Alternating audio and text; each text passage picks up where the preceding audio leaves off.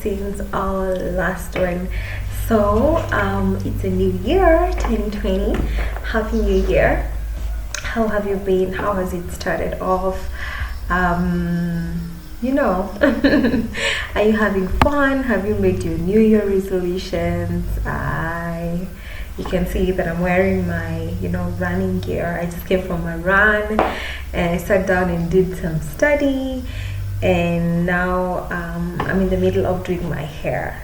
I'll be doing goddess locks. I don't know how to do them so well, but I'll just give it a try. So that's why you have to do these braids first, and then I'll do some other hair on top. This is not yet done, so I have a lot of work to do. But before then, just so that I don't get so caught up and not do this video, I'm excited about the new year. I don't know, this is something about this 2020. I think it's because it's an even number, or I don't know, I just feel like it's going to be a good year for a lot of people, and I hope that you're going to have a good one, and I wish you a very, very, very, very good one. Just before I get caught up with the wishing, I just want to give you a few things that are going to guide you as you go through your year 2020. Productivity and yielding. I'm a born-again Christian, and the Bible is my reference point for like a lot of things, everything. I'll do this from the parable of the sower, where Jesus talks about a sower who went out to sow seeds, and some fell along the path, others fell on the rock, others fell among thorns, and others fell into good soil. Take note, into good. This is what he said about the seeds that fell into good soil.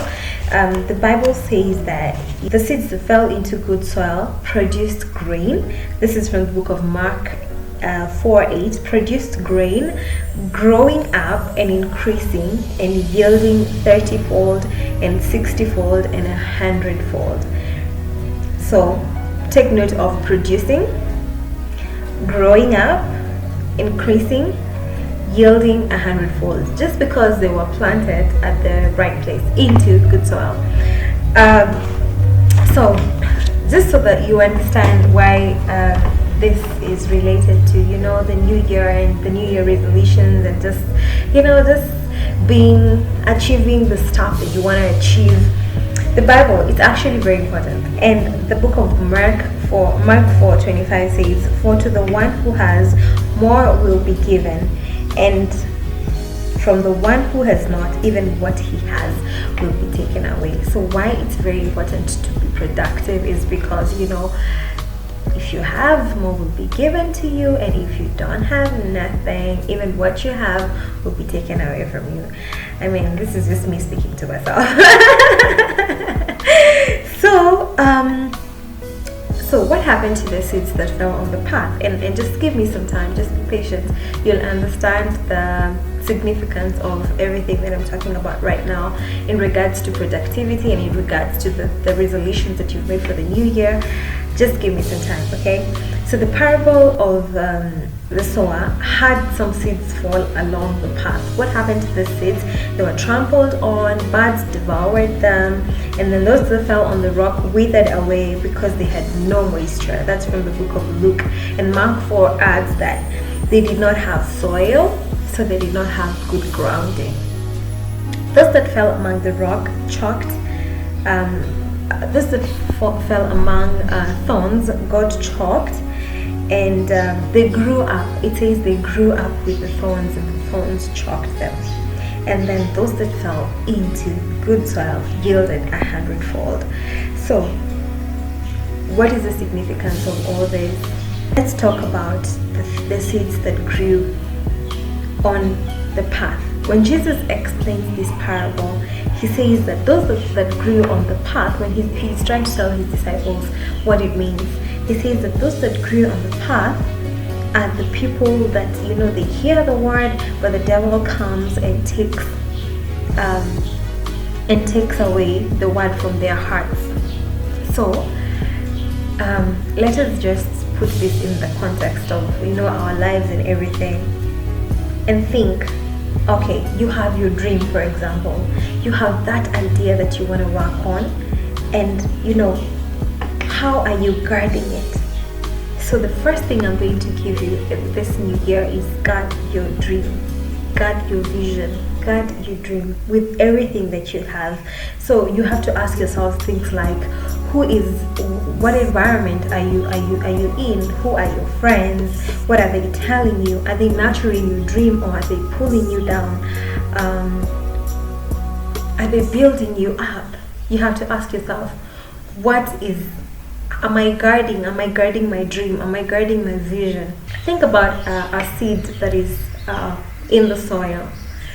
It's what is it called? There's a lot of resistance when it's trying to, come off the soil.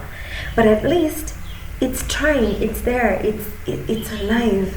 It's trying to come off the soil because the soil was used on it as a cover, and so the birds did not see the seed, they did not eat it away, it did not dry because of lack of moisture. Like, that environment in which a seed grows under the soil is, yes, a hard place when the seed is trying to come up, but it's also a good place because it doesn't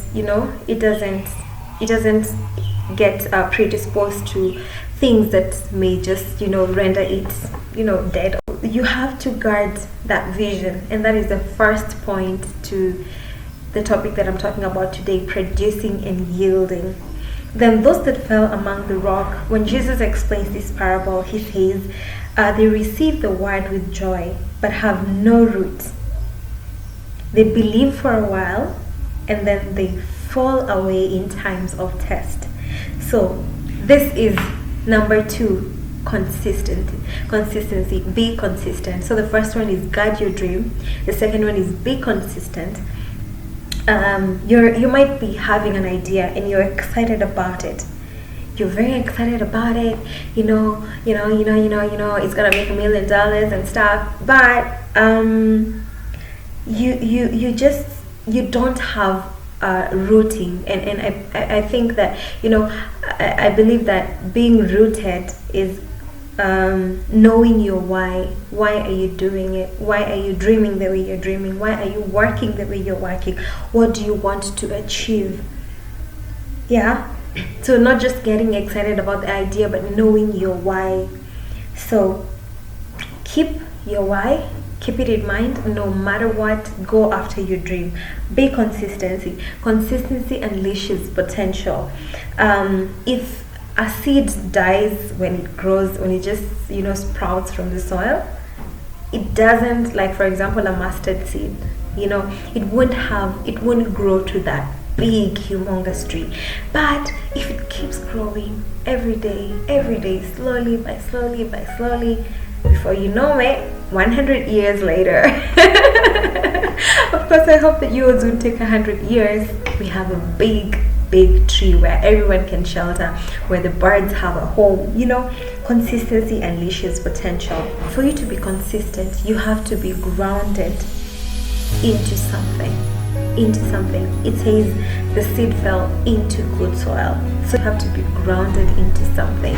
And this is like, for example, you can be grounded by knowing your why, by being grounded in God, by being grounded in whatever else, of course, the good stuff that makes you focus and makes you whole. I'm sorry, I already said the third point. The third point is focus. So those that grew with the thorns, the Bible says with the thorns, Jesus explains it and says these are the ones that hear the word but are choked by the cares and riches and pleasures of life. The fruit does not mature. So, if a fruit doesn't mature, it didn't even have any business growing. Focus. The key to yielding is staying focused, not comparing yourself, staying true to the cause, making the right choices, doing away with things that are not in line with your vision or your goals. You have to probably, do away with some activities that you loved doing. You have to do away with some friends that are not really leading you in the right direction. Focus. And then the fourth thing is yielding. When Jesus talks about the people, the seed that fell in the good soil, he says these are those that hold fast to the word in an honest and good heart and bear fruit with patience. What does it tell you? If you have to yield, not only to produce, but to yield, this is a result of all the other three things, which is guarding your vision, being consistent, staying focused, and then coupled up with a good character, with virtues and good character, honesty, kindness, patience. In the dream, in whatever you're doing, stay patient, stay kind. Don't just succeed, produce, and then you're all over showing everybody what you have done. Stay patient, stay humble, and then it will even surprise you, because you will not only produce, but then you will move from just producing to yielding, and yielding is sustainable. So these good virtues will keep you where the other three things will take you. And then I forgot to say that in the point of guarding your vision, I believe that the most guarding that we have to do of our vision is against our own selves, our own negative thoughts, our laziness, our those things that personally hold us back from achieving our dreams and being everything that we can be. So that's to a productive 2020 and 2020 of yielding. Guard your vision, be consistent, stay focused, and just watch out as you yield. So until next time, take care, much love, and God bless.